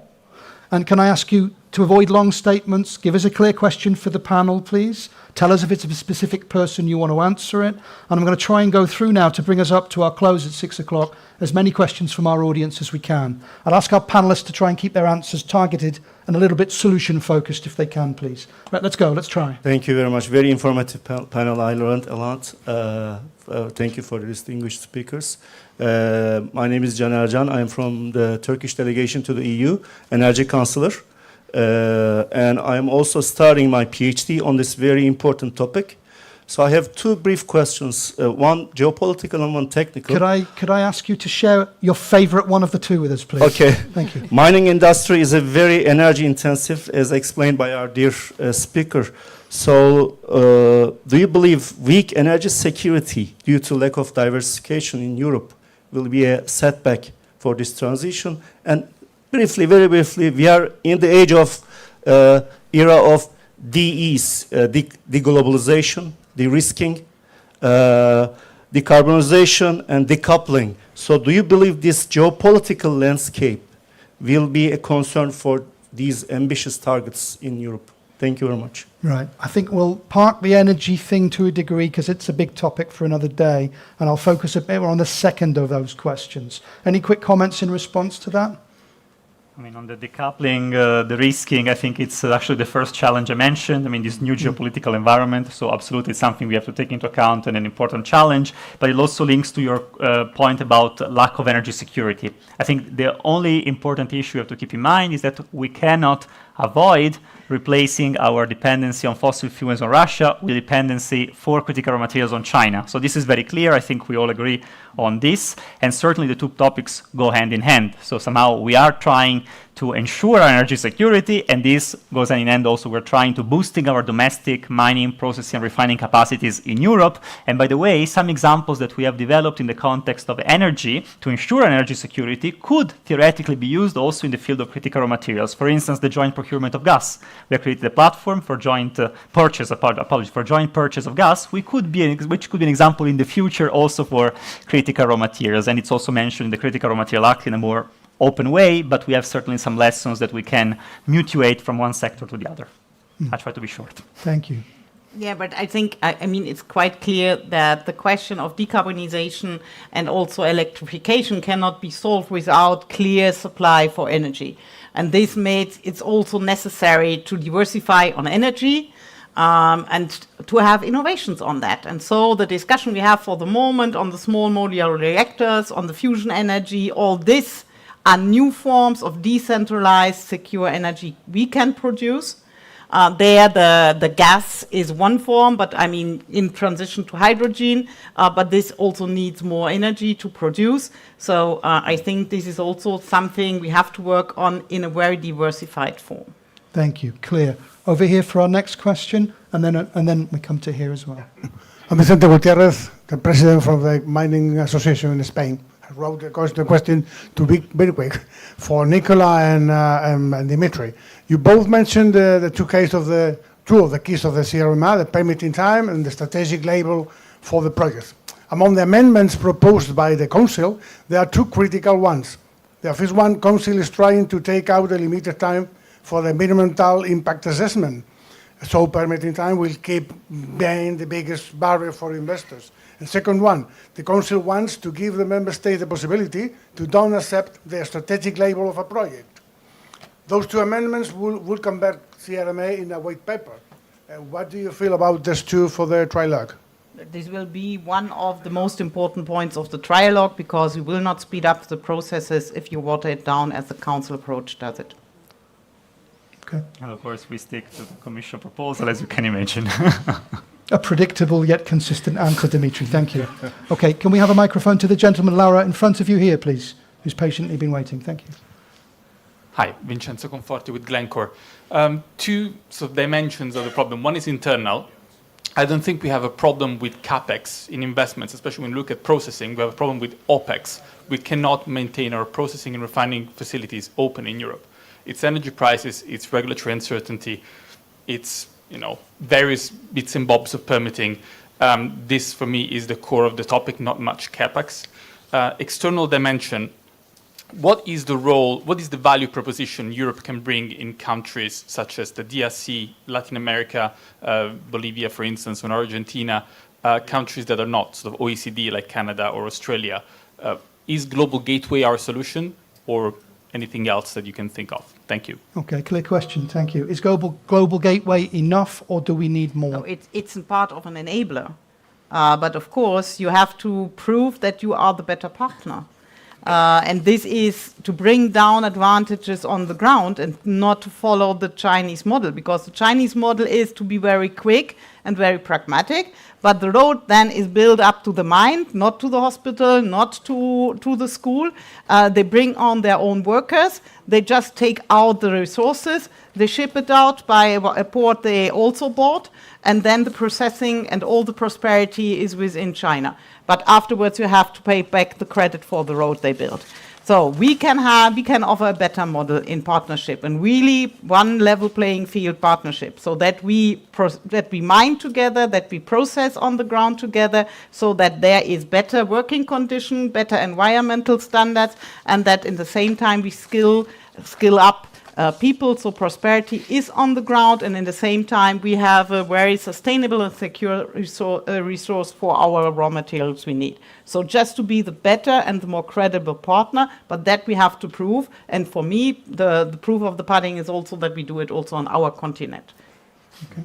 Very briefly to Vincenzo, I mean, I think for many years we had this issue of a battle of narratives and that we had to boost our European narrative on the global stage. This is very clear. I think it's still true, but it has now more and more become a battle of offers. And I think what Vice President Baer mentioned is very important. We have our global gateway and there is the Belt and Road Initiative by China. So who is putting more on the table? Yeah, not only in terms of what you offer in terms of money, but also what kind of model you offer. So this actually has become a battle of models. We have to show that we can offer a different model, a different perspective. We have to take into account the perspective of third countries. And there is also the big elephant in the room that do you want a liberal democracy model or a not so liberal democracy model, a different model? So I think these are the three aspects that show these complex dynamics that we have to take into account when we try to solve these problems by going externally to third countries. Okay, I've got a question from our virtual audience around certification for a responsible automotive supply chain I want to touch upon before we finish. Just give me a show of hands again. Are there any pending questions in the room? It's already been kind of answered. We've got one here and one over here. So if I can go one and then two, please. And then I'll deal also with quickly the certification and then we'll wrap up. Stefan Omdahl, Boliden Mines, President of Boliden Mines. We are mining copper, zinc and nickel and some other byproducts that comes to with that. And we don't want to have any subsidiaries to finance what we are doing. But I do have a question about rare earth metals, because in some streams we do have elements on that list, but it's not financially doable to actually extract them. And the reason for that is that you don't need that much of the volumes, but it's very important for some areas. So here, I don't think the financial model that we all working with today actually is good enough. I do think that you have some elements that needed to be subsidized if we shouldn't just put them in the tailings.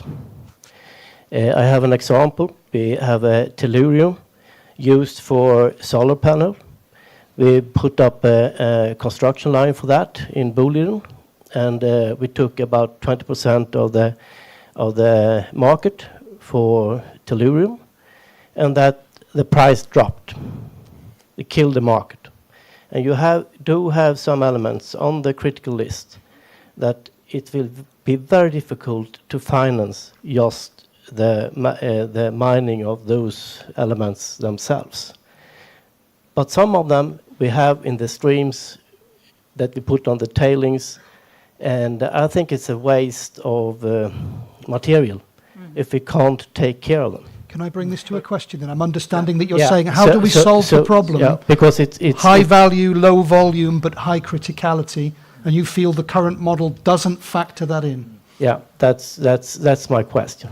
Okay, thank you. Perhaps I can give some sort of answer as I was the previous president for mining operations in Boliden and actually did that investment. And this was classical. We invested in tellurium because there was two technologies for solar cell production, is silica or tellurium.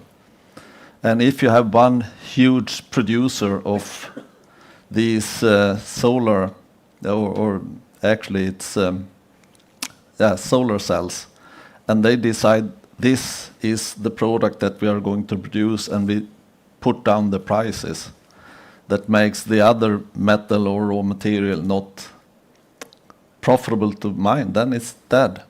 We have seen it, you can see the same mechanism in REEs. The price on REEs is very low. It's always, not always, it's under pressure. It's of course a mechanism to control the market. And that is what we will continue to see. It is now an you can call it a game about who and which can control these markets. And I can agree the pricing model for these commodities probably have in one way or another to be changed. But the question is how. And then you come back to resilient value chain in the automotive industry. how and in which way can you show that the materials in EVs are fair produced materials, fair produced within the union or fair trade? Okay, so a clear question. Benjamin, you want to come in on that? Yes, there is clearly a specific question on a category of metals that are effectively small in quantity. It's not a huge sum. It's a very small part of the end products. But the market conditions are not adapted today to long-term partnerships. So on this subject, I think it's a very, very important subject, because if you lack, even if it's a very small thing, very little proportion, but you cannot build your panel, you cannot, and that's the same problem for germanium and gallium. It's exactly the same problem. So what we have to do first, the public side has to help, and we are doing that in France, and the European has to do, and we can help, and it has to do, in some cases, it has to be subsidies, okay? But for example, for the capex, so we can help a little bit, but the supply chain has to enter into long-term agreement. And that's where I think the question of solidarity and partnership between different sectors is key. It's not possible, in my view, it's not possible in the future that at the OEM level, the buyer are only buying short-term on the question of the lowest price. We will not have, a security of supply with that kind of purchasing mechanism. We have to enter into long-term price adapted to the kind of industry. It's not big money. It's sometimes 10 million euro for investment in this mine or 50 million euro for the whole need of Europe. So it's not big. It's not big sum of money, but it's very strategic mineral. So we are working with the European Commission on this subject. We are trying with that on germanium and gallium. We have a lot of discussion on that, but there are a lot of other metals, I maybe call it small metals or rare earths, where we have to do this work. The big small metals, indeed. Yes. Now, ladies and gentlemen, we've reached that point time-wise. I want our panelists to give a little bit of a wrap-up each as well. I don't want to keep you from your dinner or your plans that you have following the event, and I frankly don't want to keep certain people from trilogue discussions either. So I know I have a pending question in the room. You must excuse me. I have 2 more pending from our virtual audience, but time's our enemy here a little bit. So I'm going to bring things to a conclusion now, just keeping an eye on time. So I'm going to ask Benjamin, then Jean-André, then Jan, then Noor, then Dimitri, and Nicola, you last, if you don't mind, just for your closing takeaway comments. We've been focusing here, obviously, on unleashing sustainable potential in raw materials and automotive industries, with eyes on the Critical Raw Materials Act, the Green Deal goals, all of the wider context of all of this. So my question is quite simple. What for you are the most primary key areas from your perspective for European raw materials and automotive supply chains to intensify their cooperation and deliver? Okay, so I'll kick off first with Benjamin, if I can, with you. And I'd ask you to keep your comments really brief, if you can, please. I think there is not one bullet solution, so we have to align all kind of conditions. I think the quality of the partnership between the government and different kind of industry is the key. The possibility to exchange data, of course, it's sensitive matter, so it can be difficult, but we really have to create this environment of cooperation between actors. And for me, of course, you have all other things, you have financing, you have sustainability, but if we discuss, we cooperate, if we create the ecosystem, then I think we can be very optimistic. And as you mentioned, making that a central pillar of the strategy from the very beginning of the process as well. Thank you. Jean-André, on to you. Well, I think we are trying to square a center, to square a circle, here, which is under a system which is based on free trade and competitive advantage. Why an economic actor would like to put production in the place which does not have a competitive advantage in terms of costs. When we look at the IRA, actually, we look a lot into the subsidies. But the IRA is not only the subsidies. If you look at, it's a whole system. You ensure demand from local products, and this is where you are breaking the WTO rules, actually, but this is the thing that makes it work. and then you make the factors of production competitive. So you get not only CapEx subsidy, but also OpEx subsidy, and you secure the supply chain via friendly FTAs. So this is how you actually square the circle. In China, you do it in another way. Just my boss usually says that China directs, USA incentivizes, and Europe regulates. Now, there is a full commitment from European industry, and in particular from Renault Group, to really get deeply involved into ESG and supply chains. We are producing all our EVs. There is a commitment to produce all our EVs in France. So I think we have been clear on that. Now we are ready to work as well with the supply chain as we are doing every day. But we also have to take into account the constraint to which actually an economic operator, such as our private and publicly quoted group as ours, is subject to. So more than happy to cooperate, continuing doing what we're doing both on the supply and on the circularity. That was not here the topic, but still very important in this debate, and very, very happy to have been to participate in this debate. So I understand from you then that China directs, USA incentivizes, for you Europe regulates, and you would like it to do what exactly differently, just as a takeaway, strategically? I would like actually, I think there is absolutely no, industrials are not afraid of competition, because the industry was built on competition. Mm-hmm. What we need is to have the proper grounds and the level playing field, probably with reciprocity as well, to make sure that we can actually compete on equal feet. Otherwise, as I mentioned, it's squaring a circle. And so I think for you, it's marrying a little bit of the regulation with a little bit of strategic incentivization as well. Yes, I think, and this is the whole debate on the industrial policy.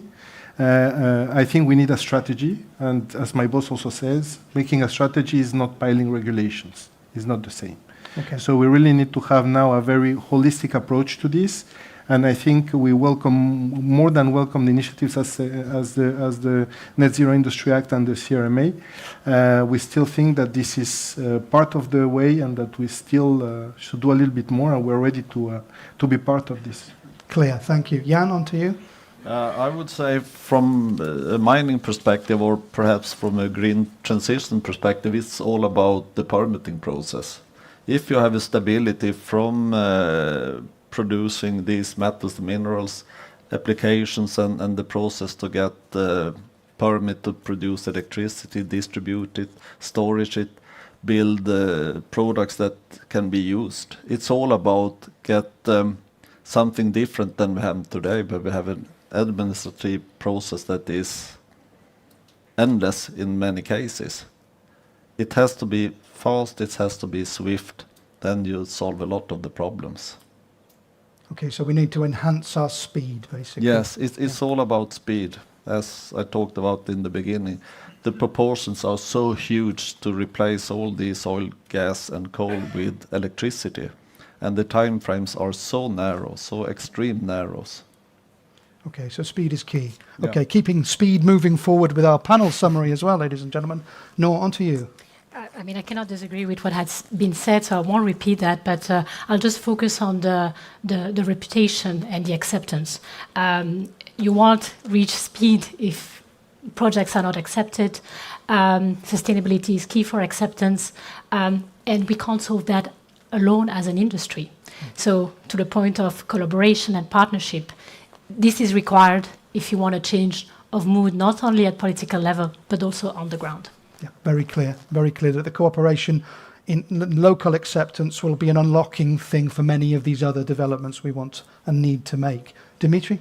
And I think, first of all, thank you for this interesting panel. I think it shows that we are in front of one of the most momentous changes in EU policy making, as I mentioned at the beginning. And it's true that for critical raw materials, the Commission, the EU, has a regulation, of course, but the regulation is not a strategy. And I can say that the Commission and the EU also has a strategy. And I think today we have touched upon some of the key aspects that beyond the regulation are actually part of the strategy to ensure a strong, stable, and sustainable supply of critical raw materials for our industry in Europe. And I think key words that come to my mind are, of course, strong intra-industry cooperation and solidarity, public-private partnership. So we need to work more between public sector and the industry also to understand better what the problems are, what can be done beyond merely regulating. So this is very clear, although regulation sometimes is important, for instance, for permitting. And what was mentioned about competitive advantage or absence of competitive advantage, sustainability indeed will be key, because we can create this competitive advantage in a different European way, which is this sustainable competitiveness. Thank you. Okay, very clear. And Nicola? Yeah, for me, I go maybe a little bit back on the ground of the economy. I think it's good that Europe learns now that against the background on a very complex situation, that we really need coherent, holistic approaches. So it comes up from energy. You mentioned several times the whole chain up to skilled workforce, so that this is really in the view also of the political framework and in the cooperation with society and with economy. But if I come back to the 3 points you just mentioned on directing, incentivizing, and regulating, for me it's clear that a good regulated framework can only be a small piece in the whole picture. And I would add that for me the wish is that Europe is especially innovating, because I think that on the whole supply chain we can see that innovation can be a game changer, and bringing back innovation, whether it is in the sort and the manner how we are mining, whether it is on the products we are substituting, whether it's better procedures for producing so that we can better recycle, easier recycle, or inventing new recycle forms from extractive waste up to the material we do not use anymore, and not exporting by black mass, but really recycling. I think this could be a game changer, and then Europe is a technology front runner and not only copying batteries or other things others produce already for less costs. Okay, thank you. With those concluding words, ladies and gentlemen, can we have a little bit of a round of applause for our speakers, please? Also give a quick round of applause for you, our audience, for your attention, your questions, and so on. I wish you a good end to your day. I hope it's been a valuable 95, 98 minutes for you. And I wish you a very good continuation of your week, ladies and gentlemen. Thank you very much.